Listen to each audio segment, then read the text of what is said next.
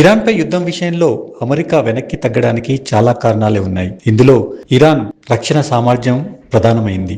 ముందుగా అమెరికా అధ్యక్షుడు Trump Iran రక్షణ సామర్థ్యాన్ని చాలా తక్కువగా అంచనా వేశారు. రోజులు గడుస్తున్న కొద్దీ ఇరాన్ చేస్తున్న దాడులను చూసి ట్రంప్ వెనక్కి తగ్గాల్సి వచ్చిందనే చెప్పొచ్చు. ముఖ్యంగా ఇరాన్ బాలిస్టిక్ క్షిపణుల సామర్థ్యం ఇటు అమెరికాను అటు ఇజ్రాయెల్ను కూడా ఆశ్చర్యపరుస్తుంది. ఇందులో హిందూ మహాసముద్రంలోని డిగో గార్సియా దీవిలోని అమెరికా బ్రిటన్ సంయుక్త సైనిక స్థావరంపై ఇరాన్ ప్రయోగించిన క్షిపణులు ఈ దేశాలను కలవరానికి గురిచేశాయి. ఇరాన్ నుంచి డిగో గార్సియా దాదాపు 3800 కిలోమీటర్ల దూరంలో ఉంటుంది. అమెరికా దాని మిత్ర దేశాలను ఈ దాడి ఆందోళనకు గురిచేసిందనే చెప్పొచ్చు. అప్పుడే ట్రంప్ నిర్ణయంలో మార్పు వచ్చిందని అంటారు. ఇజ్రాయెల్లోని నెగవ్ ఎడారిలోని డిమోనా పట్టణంపై చేసిన దాడి కూడా ప్రకంపనలు సృష్టించింది. ఈ ప్రాంతం ఇజ్రాయెల్ అప్రకటిత అణు కార్యక్రమానికి సంబంధించింది. బుషైర్ సమీపంలోని ఇరాన్ ఇంధన మౌలిక సదుపాయాలపై ఇజ్రాయెల్ జరిపిన దాడుల తర్వాత ఈ పరిణామం చోటు చేసుకుంది. ఈ దాడితో ఇజ్రాయెల్లో కీలక ప్రాంతాలేవి సురక్షితంగా ఉండవన్న సందేశాన్ని ఇరాన్ పంపిందని చెప్పొచ్చు. ఇక